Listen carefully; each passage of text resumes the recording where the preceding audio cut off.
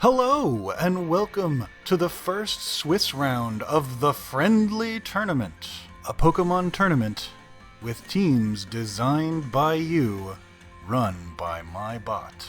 This episode features Djoosah's Fighting Squad taking on Artemis' Psychic Ice team, LowKey's Dragon Ghost Squad taking on Xadera's Fairy Normal team, and VirtualAdept's Fairy Ice Buffet taking on Kourage's Magikarp-led team. These matches all feature one thing in common, a Gardevoir on one side of the contest. It's a very popular Pokemon for varying reasons, including its competitive power. Mostly its competitive power. No other reason than its competitive power. We'll be starting with the matchup of Djoosah versus Artemis. Djoosah's fighting team has an interesting matchup here. The Psychic is obviously bad for fighting, but fighting attacks are strong into Ice Pokemon. I would call Artemis the favorite to win this because of that Psychic matchup, and I would say the Ice is mitigated somewhat by there being a Ghost Ice type. Weavile will take 4 times damage from fighting moves, so that's going to be a rough one for her. I think ultimately she's still in the driver's seat here, but let's play this matchup out for our first match of Swiss Round 1. Jirachi into Lucario here, 2 Steel types. Body Slam going to proc the Paralysis, thanks to Serene Grace boosting that chance. Lucario, big hit into Jirachi, dropping special defense as well. Artemis going to get Latias in instead, very bulky, handles a super effective attack with ease. Psyshock takes down Lucario, so Artemis takes an early lead. Bring Jirachi back in, but that's coming in on a knockoff, and Poliwrath takes down the Steel Star, evening things up. Gardevoir outspeeding Poliwrath and killing it in a single blow with a Psychic attack. Heracross responds in kind, taking out the Gardevoir in a single attack and getting a Moxie boost. Ice Beam not going to be enough, but Djoosah uses Close Combat. Fighting moves cannot hurt ghosts. Much better choice with the Stone Edge there, but Focus Sash keeps Frostlass alive. Artemis not going for the kill though, and Djoosah again with Close Combat, perhaps reading a switch. That's going to get Buzzwole poisoned as well with a Toxic. That amps Hex up so it deals more damage, but Buzzwole is able to get a kill and get a Beast boost. If it's faster than its opponent, it might be able to take it out. But no, Latias too quick. Kills the Buzzwole, evening things up at 3 apiece. Djoosah's signature Hitmonlee? No. Swaps it over to Heracross. Outspeeds the Cresselia. Wow, that kills. I was expecting Cresselia to be able to tank that, but Heracross also dies to Toxic Poison, keeping us even. Mega Kick not quite enough to get through the bulky Latias. Machamp goes down. Djoosah down to only his Hitmonlee. It goes Bug, which reduces the Psychic damage. Lunge kills Latias, and we're down to 1-1. If Hitmonlee's faster, it is not. And Weavile going to finish off the fight for Artemis in an incredibly close battle. Artemis gets the victory here. 6 Mons killed to 5, just with her single Pokemon remaining, and it's the one that I thought would be the most likely to go down early. She chose not to bring it in until it was valuable, and that was a strong strategy, it seems. Artemis taking the first win of the tournament. Let's move on to LowKey versus Xadera. LowKey's Dragon and Ghost team taking on Xadera's Fairy and Normal team. Fairies have a pretty obvious edge over Dragons. Dragon moves can't even affect Fairies, and Fairy moves are going to be super effective there. Ghost and Normal have sort of a neutral relationship in that neither can hit the other type at all. They're completely immune to one another's move types. I would say that the Fairies have the advantage here. Xadera's sexy team taking on this much more diverse squad. But let's see how it plays out. There's Gardevoir starting things off against Dhelmise. Mystical Fire going to be very impactful to Dhelmise. Not going to care about the special attack drop though, as that's a physical attacker. And Anchor Shot, the steel move, immediately takes down the Fairy. Lopunny with Triple Axle and Ice Move, that's going to be effective into LowKey's entire team except Basculegion. Sinistcha not immune to that at all, taking quite a chunk from Triple Axle. But not 50%, so it can heal back up. Xadera's going to get Lopunny out of the way. Florges doesn't mind the attack drop. Sinistcha Calm Minds, and Alluring Voice would confuse, but can't because of the Covert Cloak Sinistcha holds. And then Matcha Gotcha burns. Not only does that move have a chance to burn, it also heals, and in doubles it can hit both opponents. It's an amazing move, but Alluring Voice, as I said, not confusing because of the item Sinistcha is holding, and Sinistcha is just slowly winning the war of attrition as the burn hurts Florges and Matcha Gotcha keeps healing Sinistcha. Florges goes down. And Ditto's going to come in. Ditto holding a Choice Scarf is going to be faster than its opponent, but Xadera swaps out. So does LowKey into something else that takes a lot of damage from a Triple Axle. Draco Meteor critical hit, but it's not enough. Basculegion's going to absorb that Triple Axle better than anything else on LowKey's team. Lopunny already pretty hurt. Play Rough only 30%, and Wave Crash is definitely going to finish the job. Basculegion taking a little recoil here. Wave Crash, interesting choice into the Primarina. Substitute, going to block some of that damage, but it's going to take a quarter of the health to do it. Not sure this strategy is going to work since Wave Crash takes out the sub every time, but Draining Kiss does get the job done eventually. Maybe just taking some of that recoil chip.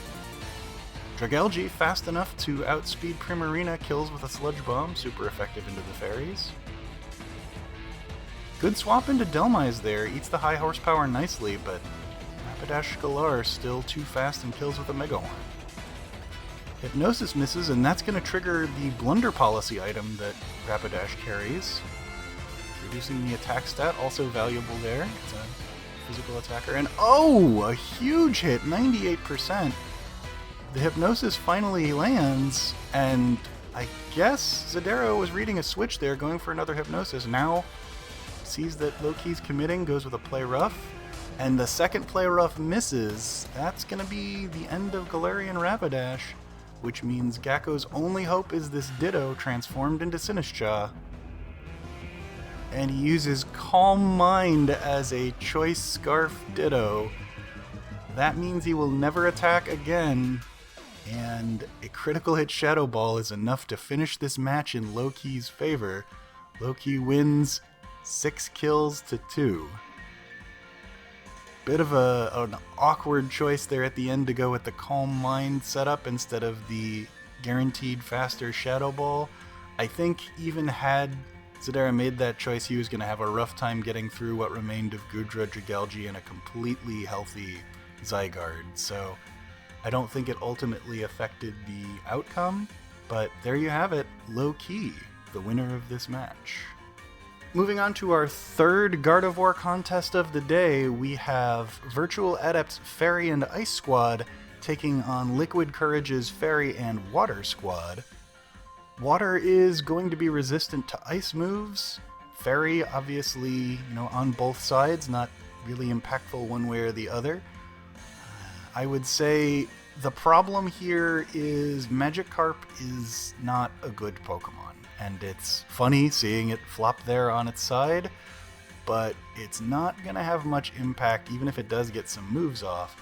So it's kind of a 6v5 here.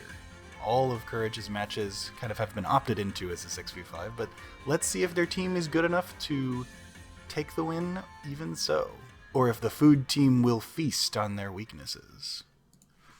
Alright, we're starting off with Sylveon into Slurpuff.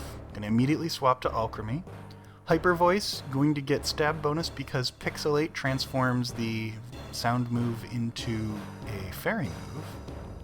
Calm Mind to set up offense and defense on Sylveon. But Alchemy can do the same thing, so we've got a very calming atmosphere here as both use it. Mystical Fire does drop that special attack again, keeping Alchemy a little bit safer as it takes another Hyper Voice. But Hyper Voice still doing quite a bit. Sylveon gets the Calm Mind back up again. Alchemy follows suit. Takes another Hyper Voice, but it's going to need to do something to get through.